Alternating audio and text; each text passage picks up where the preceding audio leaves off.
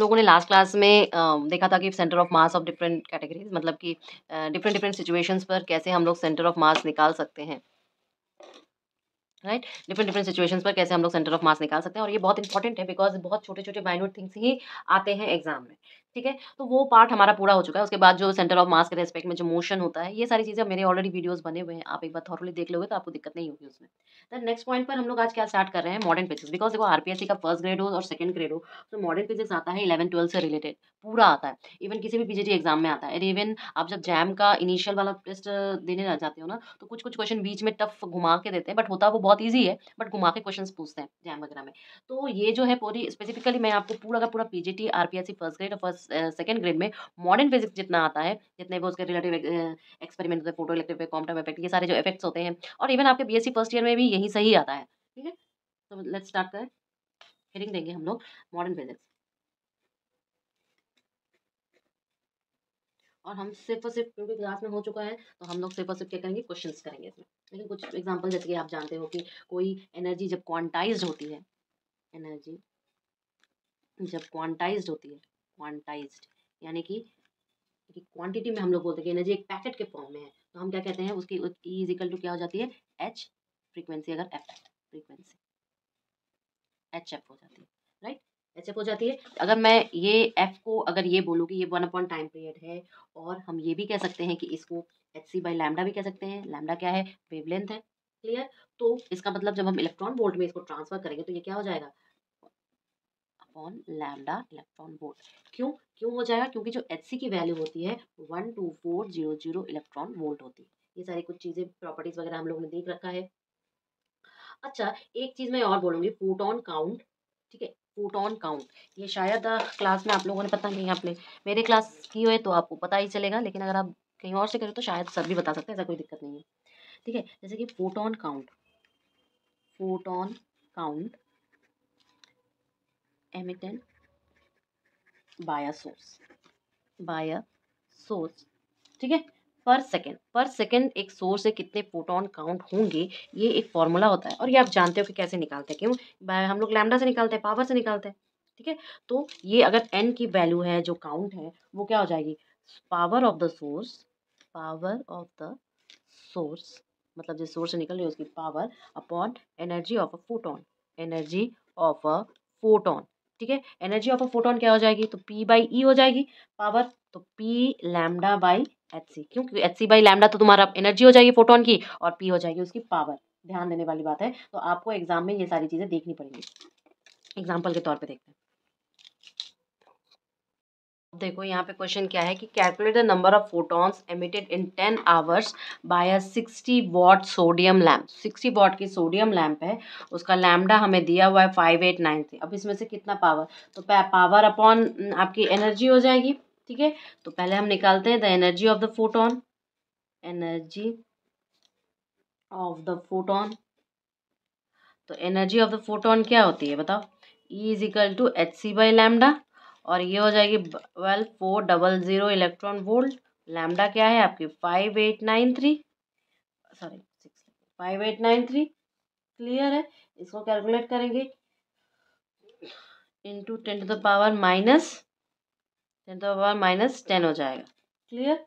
तो आप अगर आपको जूल में निकालना है तो जूल में भी निकाल सकते हैं। कैसे निकाल सकते हैं, 6.6 इंटू 10 to the power -34, और ये हो जाएगा C3 into 10 to the power 8, और नीचे हो जाएगा तुम्हारा lambda 5893 into 10 to the power -10।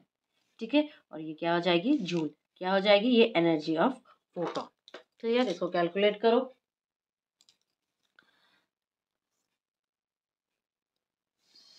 ये आपकी आ जाएगी लगभग, कैलकुलेट करो, 3.3 समथिंग आएगी into 10 to the power -19 joule. ठीक है, उसके बाद दो संख्या और लिखते हैं ना। अच्छा, तो अब हम क्या निकालेंगे, तो photon emitted by the sodium lamp क्या हो जाएगा, तो therefore the photon emitted by the sodium lamp, ठीक है, by the sodium lamp in 10 hours, क्योंकि एग्जाम में तो 10 आवर्स पूछा है क्वेश्चन में। तो हम क्या करेंगे बताओ, ये हो जाएगा 60 इंटू 10 इंटू 3600, ठीक है, पावर। और नीचे हो जाएगी तुम्हारी उसकी एनर्जी, यही तो फॉर्मूला है, ठीक है। तो ये क्या हो जाएगा बताओ, 6.40 टेन टू पावर -24, 19 ऊपर जाएगा। क्लियर है ना, क्लियर हो। कुछ और क्वेश्चंस है इंटेंसिटीज के ऊपर, इंटेंसिटी के ऊपर आते हैं, फ्लक्स के ऊपर आता है। अभी तो मैंने नंबर बोला है, अब फ्लक्स के ऊपर मान लो कि कोई सी पावर है, कोई सोर्स है, और वहाँ से आपके पर यूनिट एरिया पर आपके एनर्जी क्रॉस कर रही है, ठीक है। तो हम क्या कहेंगे, इंटेंसिटी। इंटेंसिटी का एक्चुअली सब कोई फॉर्मूला, एक रियल मीन डेफिनेशन होती है अगर आप बोलो, या एक सिग्निफिकेंट वैल्यू होती है अगर आप बोलो, तो मैं बता दूँ। जैसे कि ये बोलना कि द एनर्जी क्रॉसिंग, ठीक है, पर यूनिट एरिया होगा, per unit area, per unit time, per unit time, ठीक है, perpendicular to the direction of propagation. ये देखना जरूरी है, प्रोपागेशन, डायरेक्शन ऑफ प्रोपागेशन के परपेंडिकुलर होना चाहिए, ठीक है। वही कहलाती है intensity, call intensity of a wave, ठीक है। इंटेंसिटी ऑफ अ वेव कहलाती ही यही है, क्लियर। ये आपका अगर है इतना और इस एरिया से वो क्रॉस करेगी ना, तब जाके वो उसकी इंटेंसिटी हम कहलाएंगे, ऐसे हम नहीं कह सकते, क्लियर। तो जब ऐसी सिचुएशन है, तो जो बीम आ रही है, मान लो उस बीम की पावर पी है, ठीक है, तो इंटेंसिटी उस बीम की क्या होगी, बीम जो आ रही है उसकी पावर अगर पी है, पावर अगर पी है, तो उसकी इंटेंसिटी आई क्या हो जाएगी, पावर अपॉन एरिया। पावर हो जाएगी वॉट, और एरिया हो जाएगी पर मीटर स्क्वायर। इसका मतलब इंटेंसिटी का ऐसा यूनिट ये हो गया, ठीक है। लेकिन मान ये जो ऐसे गोलाकार एक एरिया है और सेंटर पर है, और ऐसे ऐसे वो जा रही है, ठीक है, चारों तरफ। तो मान लो ये है उसका आर रेडियस, आर क्या है, रेडियस है, ए उसका वो है आपका एरिया है। क्यों, क्योंकि अगर सेंटर पर सोर्स बैठी है तो वो चारों तरफ इक्वली आपका ऑल डायरेक्शन में इक्वली लाइट एमिट करेगी, ठीक है। तो अगर मैंने बोला कि मुझे इंटेंसिटी एक आर रेडियस पर कैलकुलेट करनी है, means if we want to calculate intensity at a distance R, ठीक है, डिस्टेंस आर पे अगर कैलकुलेट करनी है, तो ऑब्वियस ही बात है गोलाकार होगा, तो आई क्या हो जाएगी, P upon pi R square, वही वॉट पर मीटर स्क्वायर हो जाएगी, क्लियर है। इसी तरह हम फ्लक्स निकाल सकते हैं। फ्लक्स क्या होता है, इंटेंसिटी अपॉन एनर्जी हो जाती है, ठीक है। फ्लक्स फ्लक्स क्या हो जाती है, intensity upon energy upon energy, ठीक है। जब ये इंटेंसिटी अपॉन एनर्जी हो जाएगी, इसका मतलब I upon H C by lambda, या आप बोलोगे कि I, sorry, P P by आपका what I am writing, intensity तो आई से डिनोट किया है ना अभी, तो I upon I lambda upon H C, ठीक है। अब एच सी को तुम 12.124 इलेक्ट्रॉन वोल्ट भी लिख सकते हो, या जूल्स में लिख सकते हो, ये आपके ऊपर है। लेकिन जो डायमेंशन यूज़ करना है हर वक्त वही डायमेंशन यूज़ करना है, डायमेंशन में अल्टरेशन नहीं यूज़ करनी है, ठीक है, क्लियर है ना। और हमने आपको फ्लक्स बता दिया, हमने आपको नंबर ऑफ फोटॉन्स निकाल दिए। तो अब फाई को हम ये भी लिख सकते हैं कि number of photons per unit area में जितना निकल रहा है, ठीक है। तो ये जो आपका है, ये आपका जो फ्लक्स है ना, ये फ्लक्स हम ऐसे भी कर सकते हैं कि number of photons photons per second divided by आपकी सरफेस से surface area of the sphere, sphere of radius R, ठीक है, स्फीयर ऑफ रेडियस आर, क्योंकि सरफेस एरिया तो ऐसे ही निकालते हैं हम लोग, तो N upon pi R square हो जाएगा, N upon pi R square. अब ये सब मैं क्यों बता रही हूँ, मैं इसलिए बता रही हूँ जिससे कि आपके क्वेश्चन सॉल्व हो सके, जिससे कि आपके क्वेश्चन सॉल्व हो सके। फॉर एग्जाम्पल मान लो कि हमारे पास, मान लो कि सन डिलीवर्स,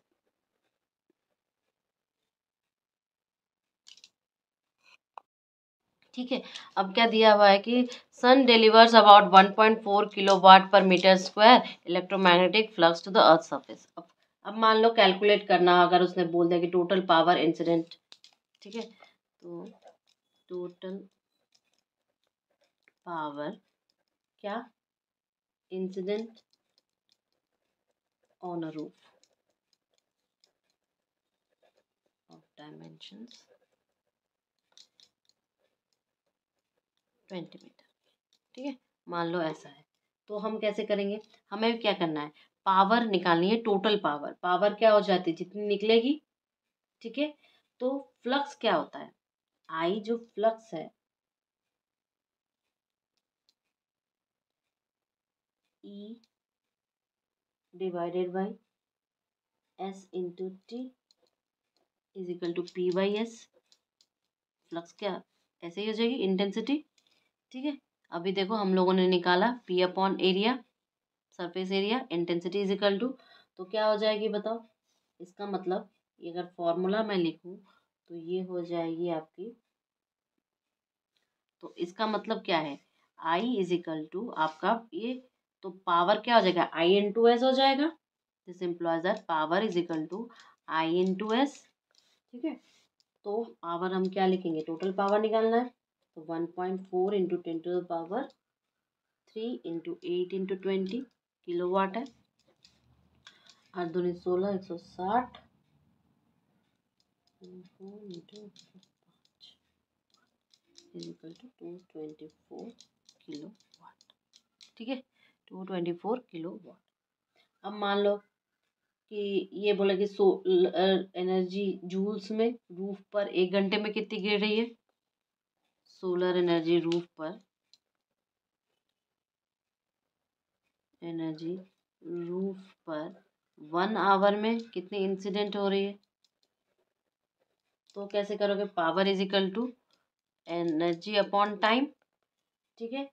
तो एनर्जी क्या हो जाएगी, सोलर एनर्जी निकालने को बोला है उसने, तो ई इज इक्वल टू क्या हो जाएगा, पी इंटू टी हो जाएगा। पावर अभी हम लोगों ने निकाला 224 kilowatt into time 10 hour के लिए है, ठीक है। तो ये हम लिख सकते हैं, इसको खोलेंगे 2.24 इंटू 10 to the power 5, और इधर लिख लो 60 इंटू 60, ठीक है, 3600, तो 8 इंटू 10 to the power 8, या हम ऐसे भी लिख सकते हैं कि 800 जूल, ठीक है, लिख सकते हैं। अब नेक्स्ट अगर ये पूछे कि, अब मान लो उसने बोला कि the radiation pressure and force assuming to the roof is a perfect absorber, roof को हम अगर परफेक्ट एब्जॉर्बर भी समझ लें तो प्रेशर क्या होगा, तो P is equal to I upon C pressure, तो ये क्या हो जाएगा 1.4 into 10 to the power 3 upon 3 into 10 to the power 8 is equal to 4.7 आपका -6 न्यूटन पर मीटर। तो कैसे निकाला, आई अपॉन सी से निकाला, आई अपॉन सी याद रखने वाली बात है, क्यों भाई, pressure is equal to force upon area भी होता है, ठीक है।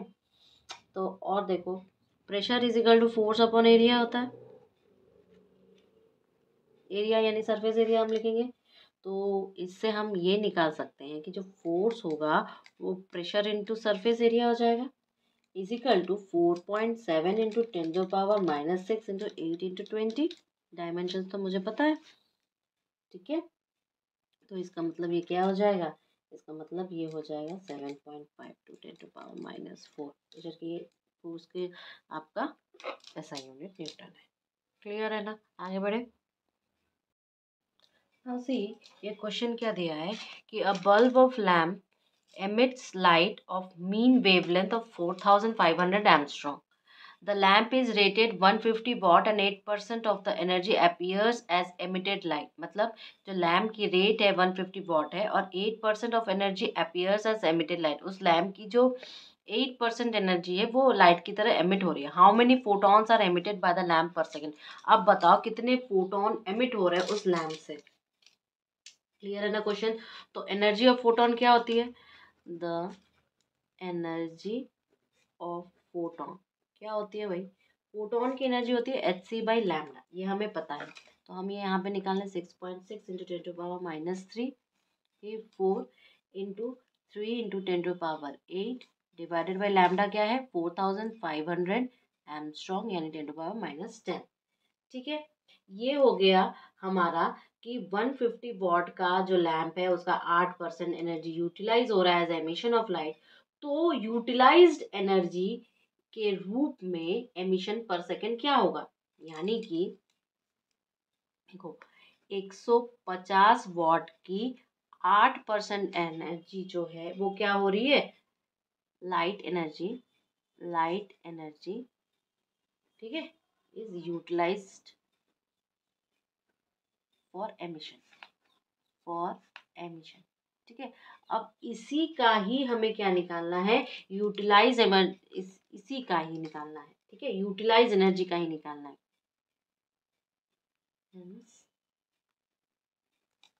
The utilized energy जो हुई फॉर एमिशन के लिए उसी का पर सेकेंड निकालना है. पर सेकेंड क्या हो जाएगा बताओ. यूजफुल पावर पहले तो निकालेंगे. यूजफुल पावर कितना है. यूजफुल पावर हमारा हो जाएगा 150 का 8%. तो ये हो जाएगा 0.02 3 4 यानी कि 12 हो गया 12 वाट. या आप ये लिख सकते हो 12 जूल पर सेकेंड. ठीक है. अब हम नंबर ऑफ फोटॉन्स निकालेंगे इसी से ही कितना निकलेगा. तो देयरफॉर लिखो therefore number of photons emitted per second क्या हो जाएगा बाय द लैम्प. तो यूजफुल पावर हो गया जितना पावर उसने यूज किया divided by energy of photon हो गई. ठीक है. तो ये क्या हो गया बेटा बताओ. ये हो जाएगा हमारा जितना हमने उसको यूज किया है. कितना यूज किया है इस हिसाब से हमने कितना यूज किया बताओ. बस डिवाइड कर दो ना.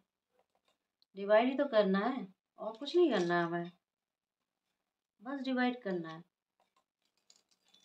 तो यूजफुल पावर लिख लो 12 इंटू एनर्जी ऑफ फोटोन ऊपर लैम्डा जाएगी ना. तो HC तुम्हारा नीचे आ जाएगा 6.63 इंटू 10⁻34 इंटू 3 इंटू 10⁸ और लैम्डा अपॉन में आता तो लैम्डा ऊपर लिख लो 4500 इंटू 10⁻10. ठीक है. और ये वैल्यू हमने ऊपर अभी निकाली तो इसका मतलब क्या हो जाएगा 27.17 to 10⁸.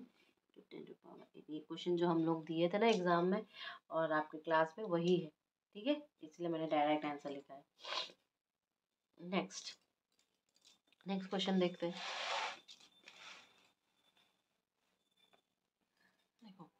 Sun gives light of rate 1400 watt per meter square of area perpendicular to the direction of the light. ठीक है भैया. Assume lambda इतना है. तो number of photons per second arriving at 1 meter square area of the earth. मतलब वहां से निकलकर पृथ्वी तक कितने उसमें आ रही है. नंबर ऑफ फोटॉन्स कितने आ रहे हैं और एरिया जो बोल रहा है वो है 1 मीटर स्क्वायर. ठीक है. एरिया जो बोल रहा है वो 1 मीटर स्क्वायर है. ठीक है. क्लियर है ना. तो हम क्या कर सकते हैं देखो पावर पर यूनिट स्क्वायर यानी कि वो इंटेंसिटी बोल रहा है. ठीक है. तो एनर्जी ऑफ फोटोन क्या हो जाएगी पहली बात तो एनर्जी ऑफ फोटोन तो E is equal to HC/λ बोल दो. ठीक है. तो ये क्या हो जाएगी ये तुम्हारी पता है हमें कि 1200 अपॉन जो तुम्हारा दिया हुआ है लैम्डा 6 आपका, वही करेंगे हम इससे। ठीक है, जो लैम्डा दिया हुआ है उससे सॉल्व करेंगे। ठीक है, क्या है लैम्डा हमारा 6000। ठीक है, अच्छा फाइनली अब पहले हम निकालेंगे नंबर ऑफ फोटॉन्स रिसीव्ड कितना हुआ है। ठीक है, तो number of photons received per second per unit area, ये तो हमारा हो जाएगा। तो n is equal to I A upon E. ठीक, आई क्या है हमारा दिया हुआ है 1400। ठीक है, तो हम लिखेंगे इसको क्या, n इज इक्वल टू आपका 1400 इंटू 1 इंटू इधर आ जाओ तुम्हारे लैम्डा पे -10 डिवाइडेड बाई ई। ई क्या हो जाएगा 6.63 into 10 to power -34 into 3 into 10 to power 8। ये हो जाएगा आपका 4.22 10 टू पावर 21। ये हो जाएगा। अब सेकंड पॉइंट पे देखो क्या बोला है उसने, ये तो तुम्हारे नंबर ऑफ फोटॉन्स बोल दिया था कितना अराइव कर रहा है 1 मीटर स्क्वायर पे। सेकंड वाले पॉइंट पे देखो,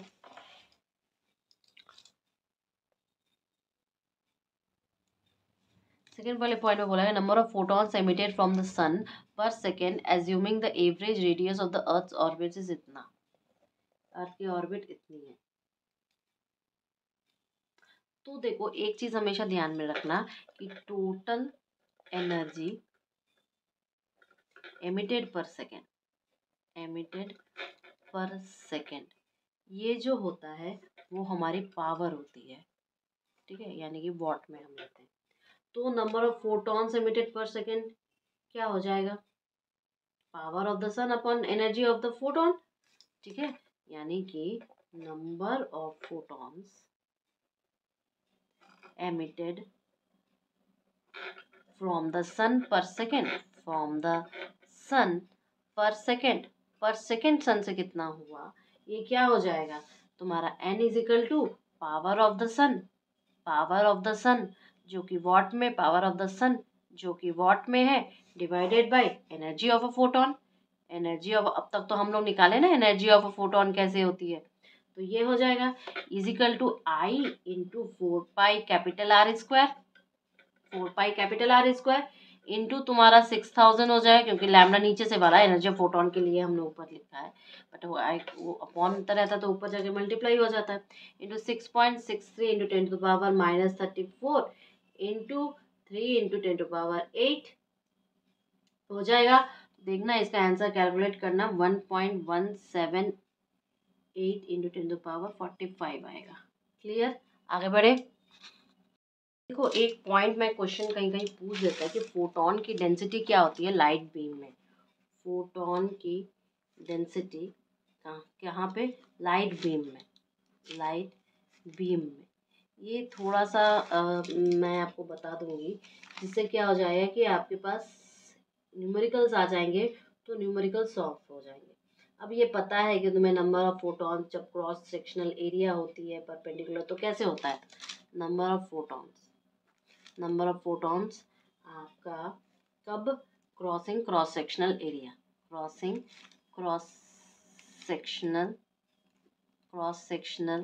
एरिया। अगर ऐसा है तो n क्या हो जाएगा, i के साथ लोगे i lambda upon H C. अब तक यही कर रहे थे बेटा, वही चीज़ है। तो फोटोन की डेंसिटी क्या हो जाएगी बीम में, फोटोन डेंसिटी क्या हो जाएगी लाइट बीम में, तो ये रो पी एच लिखना is equal to n upon H C. ये हो जाएगी I lambda upon H C square, और ये हो जाएगी तुम्हारी फ्लक्स अपॉन सी, यानी कि इतने फोटॉन्स पर सेकेंड, इतने फोटॉन्स पर मीटर स्क्वायर में। ठीक है, इतना क्लियर है। अब मान लो कि बीम को हमने यूनिफॉर्म माना है, बीम को हमने सिलेंड्रिकल माना है। ठीक है, तो उसकी जो डेंसिटी होगी पूरे उसमें कांस्टेंट ही होगी। ये सारी चीज़ें हमें माननी पड़ती है, तब जाके हम ये फॉर्मूला लिख सकते हैं कि रो पी एच जो है phi/c होगा, और ये हो जाएगी क्या, फोटोन की फ्लक्स अपॉन आपकी स्पीड ऑफ लाइट। ये सारी चीजें यूनिफॉर्म माना है तब हुआ है, यूनिफॉर्म बीम मानी है, ठीक है, तब जाके ही ये पॉसिबल हुआ है। ठीक, अब यहाँ पे वही आइसोट्रॉपिक सोर्स है और ये सारी चीजें हम लोग को देखनी पड़ती है, ऐसा कुछ नहीं है कि फटाक से हो जाए।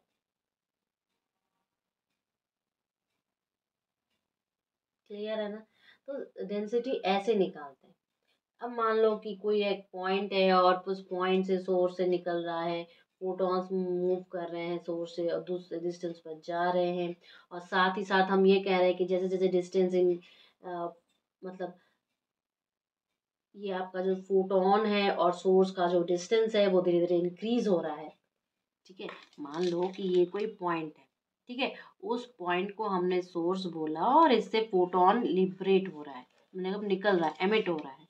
अब इस फोटॉन्स जैसे जैसे फोटोन दूर जा रहा है, इसकी डिस्टेंस डिक्रीज हो रही है, तो यानी कि फोटॉन्स की डेंसिटी डिक्रीज हो रही है। ये जो डिस्टेंस है, डिस्टेंस जैसे जैसे इंक्रीज हो रहा है, फोटोन की डेंसिटी एट अ डिस्टेंस पर डिक्रीज हो रही है,